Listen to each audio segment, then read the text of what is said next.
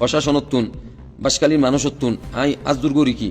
I ওনারা ব্যক্তিগত সহযোগিতা যায় ওনারা আজ যদি হনহতি অধ্যয় শারীরিকভাবে যদি হনহতি অধ্যয় আজ জানুর যদি হনহতি অধ্যয় ইনর দায়বার হল মিজান মিজান মোহাম্মদ মিজান বাহর নাম হল জাফর আহমদ বাড়ি পশ্চিম সাম্বল 3 নম্বর ওয়ার্ড ফরদুনি দিয়ে হালিয়া লাগবার বাজি টেনশনে প্রেশার বাড়ির মধ্যে যাবার তাই ঘুম না হয় ছড়ে করে ফজল লতি ছড় করে যখন সময় মরে যাবে বাজে হয়নি পয়সা হরিয়া না তাইলে পুত্রিতেও সারিমিকে না তাইলে জামাইয়া না তাইলে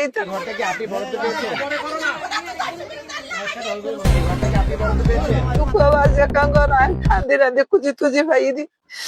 আর ঘর গানা বাজি জুলুম করিয়ে রিতে লইয়ে মানুষ গলায় দিয়ে বলা মিজান বলে আয় নচিনিয়া বাজে হরিয়ে ঘর গান্ধে তালা মারিয়ে রে তালা ভাঙ্গিয়ে রে আর গো মানুষ ঢুকে দিয়ে 3 বছর লাই স্টাম করিয়ে রে ভাড়া দিয়েছেন, যেটা করার কোনো আইনগত ভিত্তি নেই। আমরা স্ট্যাম্পগুলো দেখতে চেয়েছি, আমাদের কোনো স্ট্যাম্প কেউ দেখাতে পারিনি, কিন্তু আমি বলেছি যে কেউ যদি এরকম কোনো স্ট্যাম্প দেখাতে পারে আমরা অবশ্যই তার বিরুদ্ধে ব্যবস্থা নিব। এবং মিজান সহ অভিযুক্ত যারা আছে সবাইকে বলা হয়েছে এইভাবে স্ট্যাম্পের মাধ্যমে ঘর ভাড়া দেওয়ার কোনো আইনগত ভিত্তি নেই।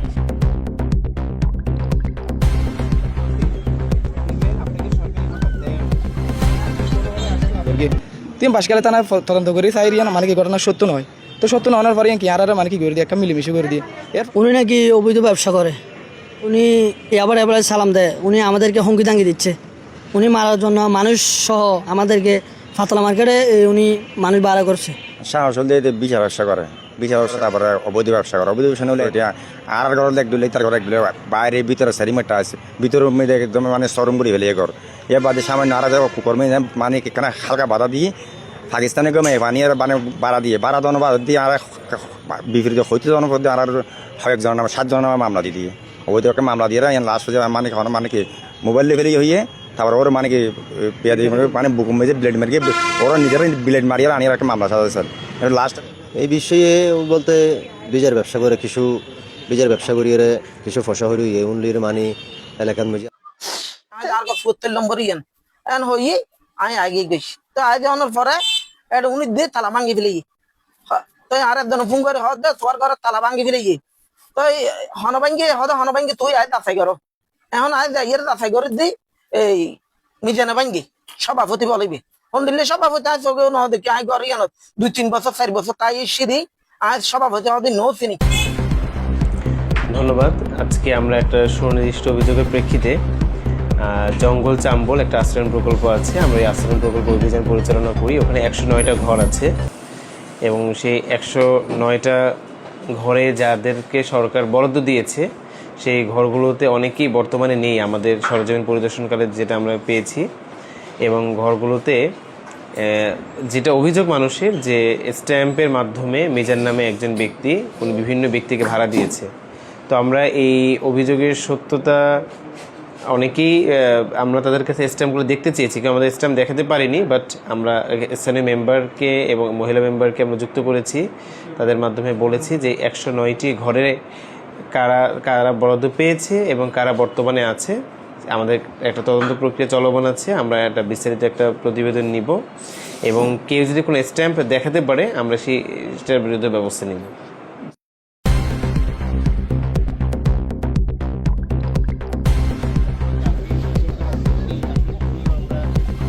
এই হিসেবে দায়িত্ব লই আর সভাপতি যা ও অনেক সিদ্ধান্ত সারা দুমদাম হদিন হাজ করে ফেলে ইন লই আমরা যা তত্ত্ব ফাইম ইয়া না ইতার জানিস আই এলে আর না ও অনেক হাজ করতে আর হন ফরমেশন করে বারাত দিয়ে দিন ঠিক নেই বারাত দিয়ে না আর মানে ফুল জ্ঞান জানি এখন বারাত দিয়ে না কেন জিয়ে ও জানা দে তো গদ দিয়ে খালি স্টাম্প লই চিনি চালে এই কি সত্যি নেই এনা চিনি চাল আই উন্নি চাই ও দেখি কার্যকলাপ ও অনেক হাজ করতে চাইলে ইয়া কার্যকলাপ আমি বালানগর দাস হয়েছে আর এবার হনো একদিন বালা না লাগে হনো কার্যকলাপ বালা নাই এত লাগলে অবশ্যই বই টিকটক করি অবশ্যই বইয়ের বহুত দিলে হান্ডমিন্টে করি দিয়ে তো না পাতে করি। সিসি ক্যামেরার মাধ্যমে ভিডিও ধারণ করে সামাজিক যোগাযোগ মাধ্যমে ছড়িয়ে দেওয়ার একটা অভিযোগ ছিল। তো আমাকে ভিডিও দেখিয়েছে কয়েকজন এবং আমি উপস্থিত থেকেই সেই সিসি ক্যামেরা যে তাদের ছিল সেটা অপসারণের ব্যবস্থা করেছি এবং আমরা এটা তদন্তাধীন বিষয়, আমরা এটা তদন্ত করে এটার সত্যতা পেলে আমরা এটার বিরুদ্ধে ব্যবস্থা নিব এবং একই সাথে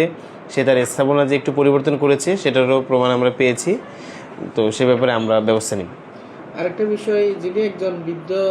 মা বাবা বাইরে কান্নাকাটি করতেছে, ওদের বাড়িতে ওরা থাকতে পারতেছে না, এই বৃদ্ধ মা বাবার ঘরটা কি ওরা আপনি আর কি ফিরিয়ে দিচ্ছেন কিনা? আমরা একটা অভিযোগ ছিল একজন প্রতিবন্ধী লোকের ঘর থেকে তাকে বের করে দেওয়া হয়েছে এবং তার ঘরে এখন অন্য কেউ বসবাস করছে। তো আমরা ওই ব্যক্তিও উপস্থিত ছিলেন এবং তিনি বললেন যে তার যখন বাচ্চা তার বেবি ডেলিভারি হওয়ার সময় তারা এই ঘরটা ছেড়ে কিছুদিনের জন্য বাইরে যায় এবং যখন তারা ফিরে আসে তখন দেখে তাদের ঘরে অন্য কাউকে বরাদ্দ দেওয়া হয়েছে। তো এই বরাদ্দ দেওয়ার প্রেক্ষিতে যাকে বরাদ্দ দেওয়া হয়েছে তাকে আমরা ঘটনাস্থলে পাইনি এবং কোনো স্ট্যাম্প আমরা দেখাতে বলেছি সেটাও দেখাতে পারিনি। তারপরেও আমি স্থানীয় মেম্বারকে আমরা দায়িত্ব দিয়েছি তিনি যাতে এই প্রতিবন্ধী ব্যক্তিকে তার ঘরে বহাল করেন এবং যাকে রাখা হয়েছে সে ফিরে আসলে তাকে যাতে বুঝিয়ে ওইখান থেকে তাকে বাচ্চা মারা গেছে, শহরে নিয়ে আনা মারা গেছে, তো ইয়ে দিয়ে তো তার ব্লাড ভাঙে, তো এরা আমি চিকিৎসার জন্য আইডি অসুস্থ, এখন আমার বাড়ি আমি চাই আমার বলে আমি আপনার ঘরে আপনি আসতে পারছেন না কেন? মিজান কি করেছে? মিজান উনি তালা ভেঙে আর দনরে ঢুকে দিচ্ছে। কেন আপনি এটা করেছেন? এডেক মাঝে কি তোমার ফোন দিয়ে উনি দিছে, আমি তো দিই মেম্বারশিপ আছেন? আমি যদি এই তলা যদি আমি না ভাঙি, উনি যদি নিজে আমাকে ফোন দিয়ে বলে যে আমার কারণ বিল আমি দিতে পারি। এই ঘরটা কি আপনি বরাদ্দ পেয়েছেন? এই ঘরটা কি আপনি বরাদ্দ পেয়েছেন?